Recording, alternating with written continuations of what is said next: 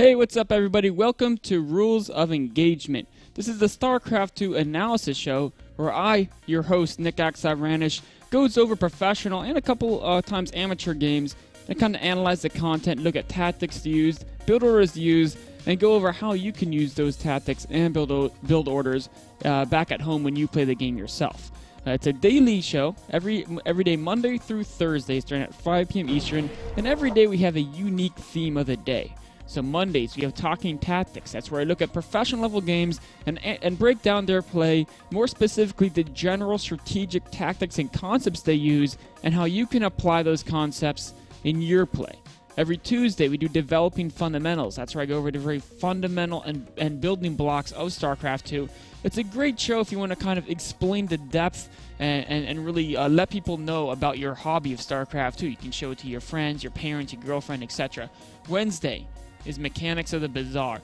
This episode, again, similar to Monday, we look at professional level games, but here I look at professional games where the professionals do strategies that are a little bit offbeat, a little bit strange, not used too often, and then I analyze them and look at why they worked in that case, why they were chosen, and maybe why we don't see them very, very often in professional level play, why they are kind of considered bizarre strategies. Thursday, that's today, we do Community Critique. That's where you guys at home, anytime you want me to look at your replay, go to majorleaguegaming.com/replays. You can fill out a very quick form there. It takes about 20 seconds to fill out. Send it over to me, and every Thursday, take a couple of those games and go over them on our Thursday episode. And remember, at the end of every episode, you can tweet me questions at ISAxLab, and I'll answer those at the end of the show. So let's get into the three replays we're going to do on Thursday. We're going to start off with a replay from a Zerg player. It's going to be on OHANA, Zerg versus Terran. It's going to be about utilizing an army advantage. Then we're going to go on to how to play Phoenixes in PvP. And finally, we're going to do TVC tactics. And then, of course, end the show with a question and answer period. So without further ado, let's go jump into the first game, utilizing an army advantage. And this is what it was sent to me by Atlas. And this is what he had to say when he sent in the replay. He came in and he said, "My problem is late game tier 3 unit control and decision making. My initial tier 3 push was held due to poor control. My macro also needs work.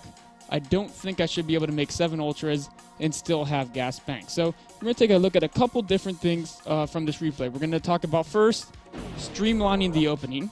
Then we're going to talk about how he can be more efficient with his units. And then the last thing is how to leverage advantages he accumulates throughout the game. So jumping into the replay here, excuse me. The first thing we're going to talk about is how to streamline his opening. So what I want to look at right now is the fact of what he's constructed, right? So this is only 8 minutes in the game. He's already got a Bailing Nest. He's got 156 gas, a good amount of minerals. And then over here he's got a second Spine Core building. So he's already built a lot of stuff that isn't drones here. And he's not rushing the opponent because he's just morphing defensive Bailings and Spine Cores. And the one thing I would say when you're playing your build, if you're not rushing your opponent, try to be much greedier. There may be a couple games when you lose because they're too greedy, but then that's a point where you keep being greedier until you lose the game, then you fall back just a tiniest bit, be a tiny bit less greedy. Or did you lose the game because you weren't scouting enough? Maybe your greed was appropriate, but you just weren't on top of recognizing when he was moving out of his base. So for example, right here, he already has speedlings, but he doesn't have the watchtower in front of his opponent. So this is an example you can be much greedier if you have units right in front of your opponent's base, especially a Zerg with speed. Then you can just go all economy, and then if they start moving out, then you build your Spine Cores, then you make your Bailings and make more units, you make additional Queens, whatever you need to defend. But up until they move out, you want to try to be as greedy as possible. So try to streamline that opening a little bit more. Then another thing with the opening is about the macro. Let's actually get into the game just a little bit, and we'll go through the first part of it pretty quickly. But if you have extra money, go ahead and build more macro hatcheries, especially with the amount of drones he's building right now. He's already up to 56, which isn't too bad. So you can definitely be a little more assertive with macro hatches. As you get better and better with larva injects, you will need less macro hatches. But that's something to work on, and until you get there, anytime you have this many extra minerals, and you're producing purely Zerglings, or purely Speedlings, as your Speedlings and drones as your 2 units, you can go ahead and build a lot more hatcheries. So right now he's building his 5th hatchery over here, 4th hatchery over here. But really he wants to be more 5 or 6. So that brings me to another point. We're going to pause it right here. don't be afraid to take expansions you can't directly defend. So especially if you have 3,000 extra minerals, it only costs 300 minerals. Put down an expansion over here and one over here. If you have the extra money, just go ahead and throw them down. They'll make you money. If your opponent goes to attack it and you don't feel confident defending, just go ahead and give it up. Pull the drones out. The risk reward is generally pretty high, especially the Zerg player, on taking additional bases. That's something for you Terran players. Definitely do that at home too, because you can just lift up your base and run it away. So it's not at all a big deal to take a base that you can't defend. So that kind of goes over the opening about how to streamline it, maybe improve your early game macro a bit. Of course, there's always the injects and creep spread, etc. But that's just something that you continually work on as you get better. So the next thing we're going to talk about is unit efficiency. So this is going to come up in the first time a Terran player is doing his first push over here, right? And he's coming in here and he has a really good position, right? And so I really like the idea that Atlas has here. This is throwing away a couple units here, a little bit of a mistake. That's not a big deal. It happens sometimes. You get a little careless with your control. But I like the idea of cutting off the reinforcements, and you can threaten either a counterattack, which he looks like he's pretty much ready for. I mean, you could mess around here, but it can't do too much damage in natural. Or you could flank his army, right? So either one of those options is great. And in this game, Atlas chooses to go for this flank, right? He's moving around here. But the problem is it flanked a little poorly timed. So you're coming in with this army, and this army is engaging just on itself. And then by the time this army is done with the battle, then this other army comes in to clean up. But the timing there, you want to be a little bit more on top of attacking at the same time with both forces. As it is, he's cleaned up this attack without a significant problem, but it was fairly inefficient. If you go to units lost here, that's a battle that he should have been more efficient than your opponent. If you have a significantly larger army than your opponent, which he did, you should trade efficiently. And unfortunately here it wasn't quite that efficient just because of the mistimed flank. So that's something to work on. As we go forward in this game, once you crush an attack, you're worried about more defending and positioning in the battle. So one thing I would highly recommend is getting an extra control group that can both deal with drop play and it can help you set up these flanks. And that way it's a little bit easier to time your flanks together with this extra control group. So we'll fast forward this a little bit more in the game. So here's some drop play coming in, right? Terran has 2 drops over here. I don't know if the Zerg has seen those ones, and there's another one coming over here that he sees right here, although that's hard to notice going just over the right edge of your vision, so you might not notice that either. And as soon as they start double dropping, this is where a lot of players fall apart. Especially when you have one control group of units over here. And with one control group, it's harder to be in 2 places at the same time. So as it turns out, he's pretty much able to run some guys over here and deal with this drop just fine. And then, of course, this one over here, as soon as this drop hits, he's got his corruptors on it. And then he's going to grab his whole control group. Where are they all? Here they are. The whole control group number 1 is going to head over. But if you look at number 1, includes these units over here, right? So he's bringing his entire army back to this turret and includes these units over here.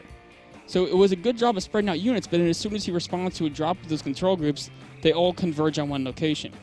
And this is where if you had a second control group, when one of your control groups goes to this bottom left, your second control group can move out right here. It could stay in somewhere else to defend that other location. So that's something that can help a lot, because if it's dropped in isolation, it doesn't make a big difference. But if, let's say, this was part of a distraction while he could set up a nice tank position with a whole bunch of tanks over here, all of a sudden you let him get this great position, your army can hustle back, but you're not going to have time to set up a flank, you're going to be out of position, and you're going to have a slightly inferior engagement, as opposed to if you had a separate control group deal with that, where your first control group still was threatening enough that the Terran would have to be a little careful as they move across the map.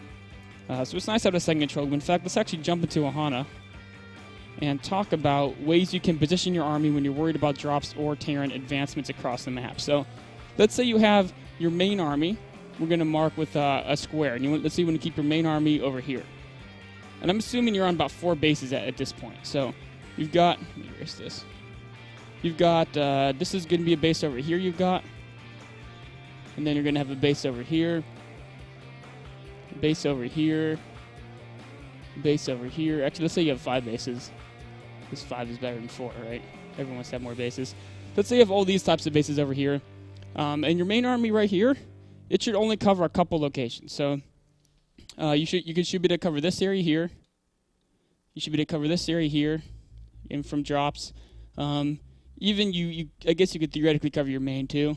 you should be able to just put a Spore Collie at the top right of your main, and you should be fine, because your dropships have to go through that area to get to your main. So you shouldn't have to worry too much about the main.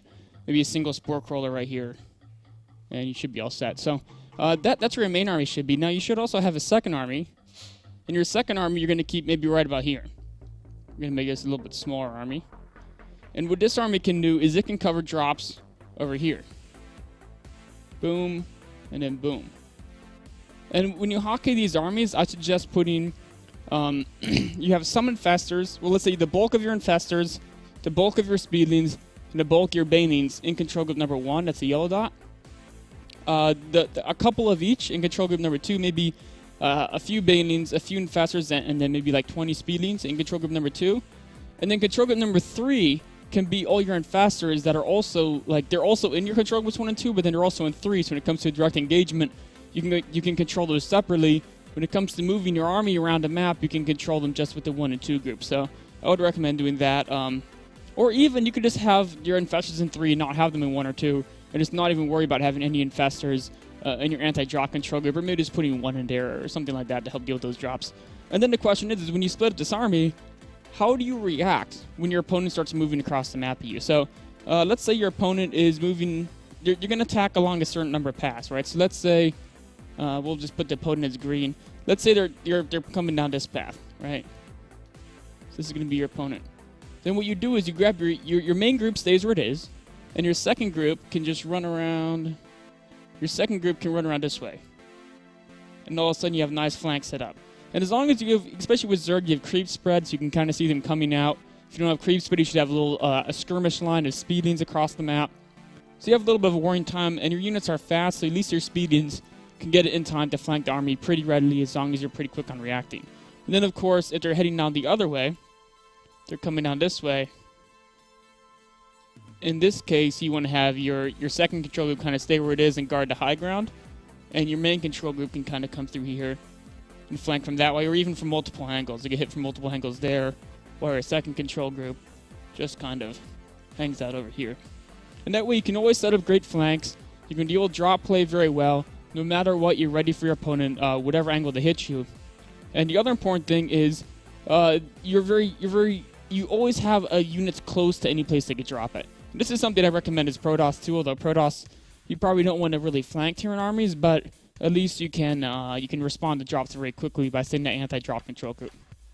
So let's jump back into the game, and let's talk a little bit about how to leverage advantages. So right here we're at the game, and if we look at the army size, the Zerg player is way ahead, right? I mean, the Zerg player is 60 feet ahead, and with, is that twice? 2 to 3 times the army size, somewhere in that mix. In fact, if you just go to total army value, the Zerg's ahead by 60 food, and about 2 to 3 times the army size. So I like setting up this defense. That's nice because you're ahead, but also you have to realize where your advantages lie. So we're just going to pause it here because the game should not be going on for another 15 minutes. That's a pretty big mistake. And the reason why is if you have a massive army advantage, you need to utilize that extra advantage, right? I mean, there's an important quote from Sun Tzu where he says, "It is the rule in war, if our forces are 10 to the enemy's 1, to surround him. If 5 to 1, to attack him. If twice as numerous, to divide our army to 2." So here you're significantly stronger. Roughly, let's say 5 to 1. We'll follow that rule. I think is the one it's the most easiest to follow and it's most relevant to the situation here. You can just go ahead and attack him, and if you're that much stronger, no matter what type of defender's advantage, you should be able to just run over him. I mean, maybe if they're turtle up in their main or something like that, but at least just go and attack him, and then that's a way to utilize your advantage because you killed him. You win the game. If you sit around and wait, right now you may have an army that's 3 times bigger. But as time goes on, you can improve your army by 25 food because you're at 175. They can improve their army by 94 food, which means time's actually against you because like right now your army is 3 times bigger, and so you can be very cost efficient even attacking a really well defended position. But if the armies also become equal, even if you have a ton of economy, of lots of money in the bank, if they fight really well, they can take a good trade, and then they can take another base, and they can slowly crawl back in the game regardless of your money banked if you allow them to catch up and basically get to 200 food. As soon as it's 200 food to 200 food, nobody has a sure win anymore. So If you have an army advantage this big, use it to crush your opponent. Very, very, very important. That's the whole idea. Is everyone talks about Artosis' famous quote, "Win ahead, get more ahead." Sometimes that means you need to expand a lot. Sometimes that means you need to just kill your opponent. So, or at least deny his third. If you don't want to attack the natural, that's fine. Go kill a base. Use your army advantage for something to slow down your opponent's development.